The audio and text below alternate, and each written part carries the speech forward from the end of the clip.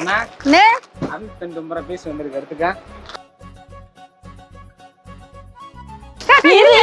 எல்லாரும் என்ன பண்ணிட்டு இருக்கீங்க?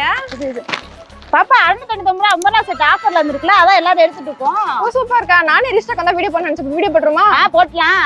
வாங்க கஸ்டமர்ஸ் பாத்துறலாம். நம்ம கஸ்டமர்க்காகவே நாங்க இன்னைக்கு கொண்டு வந்திருக்கதாங்க 699 3 பீஸ் செட் கலெக்ஷன்.